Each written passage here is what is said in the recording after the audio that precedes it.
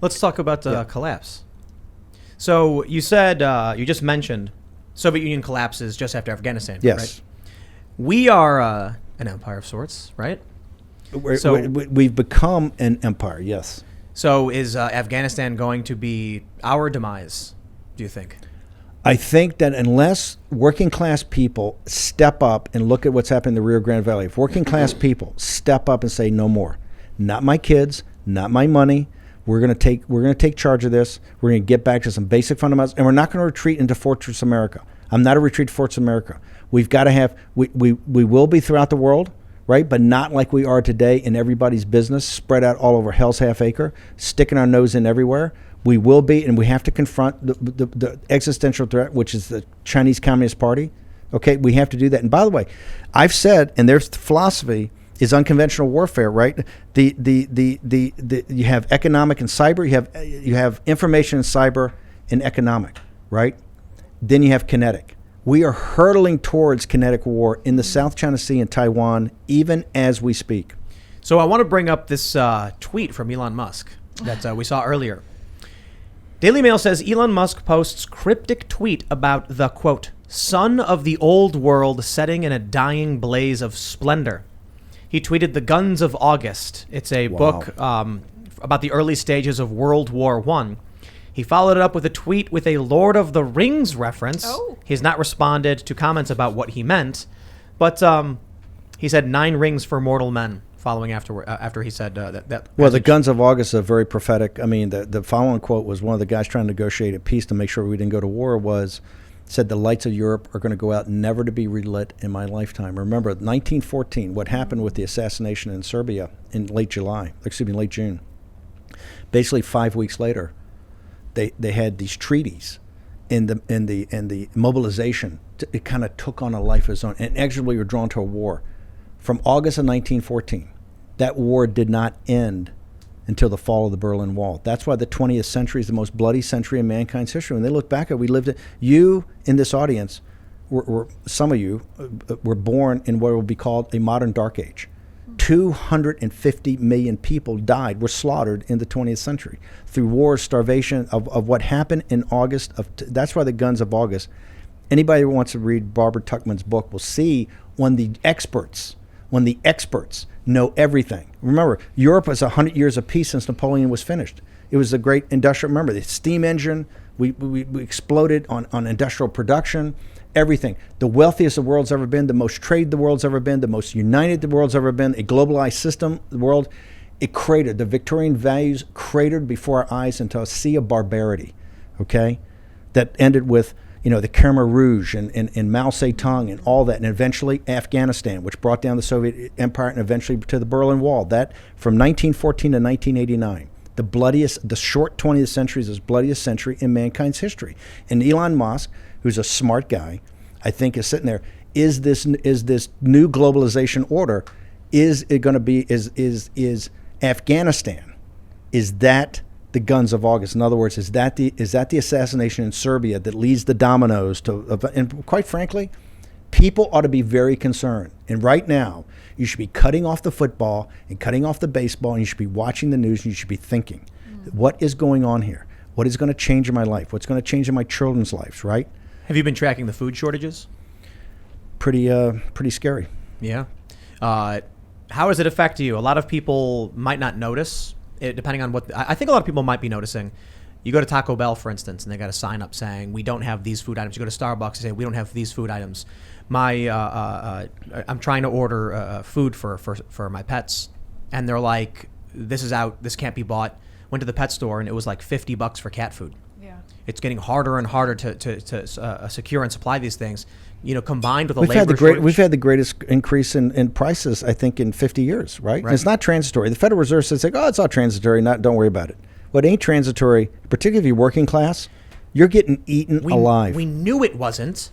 Those of us who have been tracking this, I'm sure you, knew that these prices would stay up. The idea that, don't worry, it's just playing catch up. Your betters, you say that, but your betters, the governors of the Federal Reserve, all the economists, they sat there a month ago and said, no, you're wrong, Tim Pool. This is transitory. Right. It's just a slight blip. Lying. Everything's fine.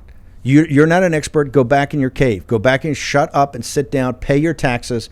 Put your pension money in. That'll grease the system. We'll control all the assets, and you're going to pay us rents because you're going to pay the carrying cost. This is one of the reasons I got out of the cities.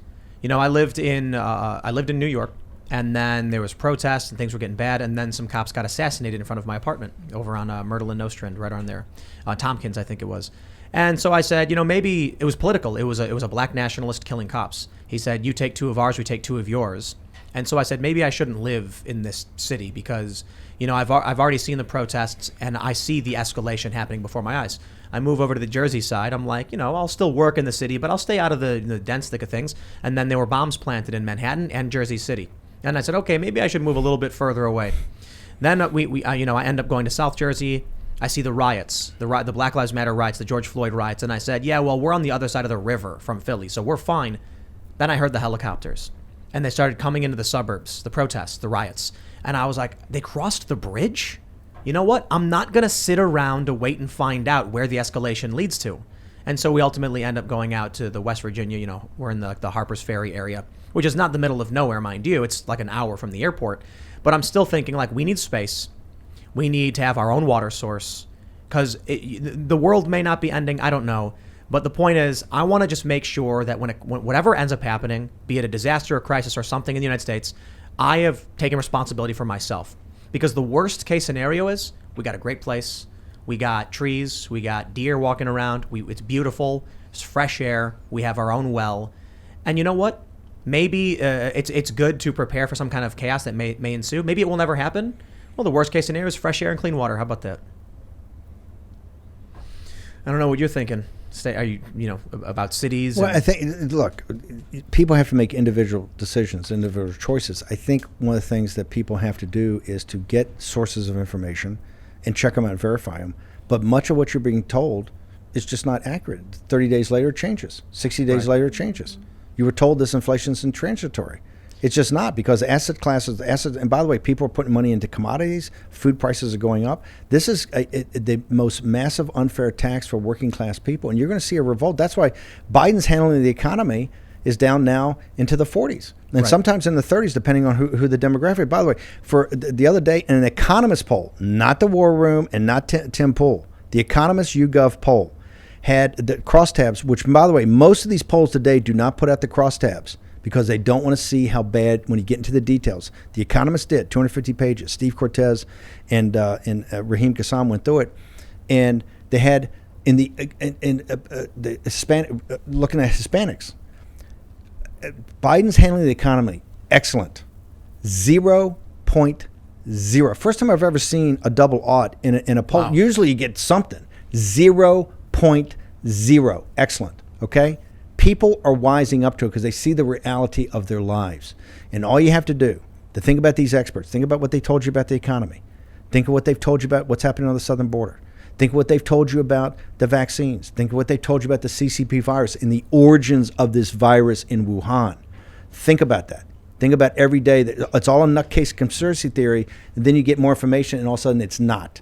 Okay? Think about this war. Think of what you were told about Afghanistan. Think about what you were told about the American citizen left there. Just think about what you're told, and then later what you find out to be right. And it's not marginally off. People can make mistakes.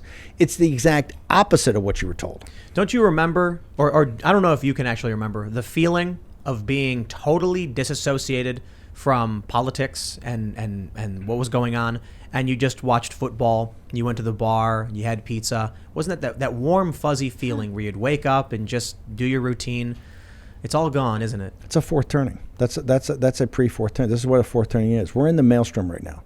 We're in the maelstrom. And the whole watching football and kind of living in a haze of glory, we were on the back of slaves. We were living off the back of slaves the whole time. We just didn't know. But it's the ignorance. Yeah. You were basking in the bliss of ignorance. And more That's people, where they want you to be. Right. Remember, most of what's happened, this is what's so powerful. I want to go back to the apes and why they hate the apes so much. What are the apes doing that's so bad? They're buying American companies and holding the stocks. Okay, they're racist, they're nativists, they're market manipulators, they're everything. The press beats on these people all day. You know why? Because they're crowdsourcing knowledge. Yep. They want you to be an idiot. They want you to look at the pro wrestling and think about it a second. all the major events that have really happened, 9/11, the war in Iraq, the financial implosion in 2008, the market rate, these things. How at the time that you go back and look at what was covered on cable TV, it's all pro wrestling. In the foreground, they want you distracted. Not just with entertainment, but even the stuff they say is serious politics is all pro wrestling. It doesn't matter. Where the power things, that's what this Bloomberg article, we're going to get to. Read it. $838 million an hour. Okay? $4 trillion, and that ain't even started. And it's not going to get reversed unless you throw down hard and reverse it. You ever hear about the debt ceiling? They don't want you to know about that. They don't want you to know that you have the power to say no. They want you to be an idiot. Did you know the U.S. is liquidating its assets to try and cover costs because of the debt ceiling? Okay, we talked about, the debt ceiling. We're the only show, I think, that picked up. Even the business press did when Yellen. Remember, she's the only person, I believe, to be chairman of the Federal Reserve and Secretary of the Treasury. Mm-hmm. Okay? So in those circles, she's very highly regarded. She gives testimony right before 4th of July and says, oh, by the way, on July 31st, we hit the debt ceiling, and we will default on government securities on August 15th. I go, oh, my God, this guy, we will default. Last time I looked, that means you're bankrupt, okay? Uh-huh. And you see there that, and here's the games they play, and this is what the Uniparty plays. She's got to shuffle around. They go through the 31st and no increase of the debt ceiling. And what are they doing? They're playing three-card money. Right. They're taking money from Social Security. They're not putting money into government pensions. They're going out and getting tomato cans in the back of the Federal Reserve. Where's the cash? No, they're doing everything they can do. Remember, these are your betters. These are the people that think you're an idiot and treat you like an idiot. These are supposed to be the geniuses. This is all the McKinsey consultant, Booz Allen. They went to the best law schools, the best business schools. They're your betters, okay? Your betters got us Afghanistan. And the deplorables are over in Arlington National Cemetery, okay? Your betters are sitting there on the think tanks and on MSNBC, and they're giving these proclamations. And the deplorables kids are on those planes going in there and to 6,500 to try to save American citizens, and they're the ones on the receiving ends of the Afghani kids are being tossed to them over barbed wire. Okay? This is the same thing here. You're betters. Now they're running around getting cash out of the tomato cans in the back of the Federal Reserve to kick the can down the road till they get back from vacation. They can't handle it in August. August is recess. We're coming back after September 20th. Then they're going to have this false deadline on October 1st, and here's the beauty of it. It's going to be your fault. The deplorables, oh my gosh, you're going to blow up the capital markets, the debt markets, we're going to default on our securities. You're the problem. You're the problem. They're not the problem. How do you get us in here? $28 trillion. And now they're talking about another $6 trillion, and there's going to be a $6 trillion on top of that, and top of that. Here's why. As long as they can keep printing, and the only way they can keep printing the full faith and credit of the United States government is you. It's not them, it's you. On your back, okay? Because you're going to owe it back. On your back, they're going to keep printing and printing and printing, and zero interest rates. The asset classes keep going, and who owns the assets? They do. They own the real estate. They own the stocks. You own nothing. 50% of the American people can't put $400 in cash together for an emergency. You're 2 paychecks away from oblivion. You don't own anything, and you're not going to own anything. This is the system I'm a capitalist. This system has to be dismantled, and it can be dismantled by the American people if we act today. Do you think that the American people are looking at a future much like how the Chinese citizens live, where you're effectively doing slave labor for trash prices? Tim Pool, you can't say what we want to say on here because you could be taken off by a social media oligarch. Let's be brutally frank. That's right. If you and I had the real conversation that you want to have here, and you're smart enough and your staff's smart enough, that's not the conversation. Totally. Okay? Why? Because the social media oligarchs, they have the ability to take off a sitting president and shut him up. That's why it's more powerful. Miles Guo said this. He told me years ago, he said, social media is more powerful than nuclear weapons. I go, what are you talking about? He goes, nuclear weapons, if Beijing launches one to you, you're going to launch 2 back and it'll stop. Social media, they can shut down anybody, including a commander-in-chief, and that's what they did. They're told they will shut you down. If you get out of line, the social credit scores, what do you think the vaccine passports are? The vaccine mandates is your first social credit score. Right. You can't go in a restaurant and eat and watch in New York City. You can't get on an airplane. You can't go where you want in this country. There's no freedom. Social credit score. This is state capitalism and authoritarianism, and it's come here today in this country. We were talking with Ben Stewart about the fourth turning. And one of the ideas of the fourth turning is that in every fourth turning, the most powerful weapons available at the time will be used in the conflict. Yes. And I said, that's not nuclear weapons. It's social media. Boom. The ability. So I've long talked about this. She knows that. That's why Jack Ma's looking for a job right now. Right. He cut him right off at the. Why do we go to war? Why was violence used? They were trying to gain control of something. They wanted something. They would take it, or they hate it. You know, there's often ideological things. But a lot of war is resources. I mean, I think it's funny how many people died throughout human history to make food taste better. For instance, you know, all the spices and the trades and everything that led to conflict. How many empires were built on that? Yeah. Right. But what happens when you no longer need to use physical or kinetic force to command someone to your will? Well, why expend the energy cost when you can instead perhaps pay people 50 cents to post propaganda in their free time? Exactly. Because it's cyber and information warfare, just like economic warfare. Kinetic warfare is the most inefficient, right? You only do kinetic warfare and when you have overwhelming odds. But I think we're sliding to kinetic war because I think we're weak. But you're right. The biggest power is information, cyber. If you can convince the enemy nation to lay down their arms and wave to you and cheer as you enter, then you don't need to waste money on kinetic weapons. And if you can convince the populace to pay you a percentage of their income, then you don't have to make them slaves because you're already making money. You've fractionalized the slavery. Instead of having one free person who's running a business and one slave, make them all 40%. By the way, this is what Wall Street does today. This is the scam of money managers. I don't think there's any money managers over time that have outperformed the S&P 400. That's why all these instruments came up. You can just basically buy the market as a tracker stock because they haven't overperformed just buying the market and how the American economy grows and how stocks relate to that. Yet your pension fund money, and that's every nurse, every cop, every union member, or people, your money is institutional money is managed.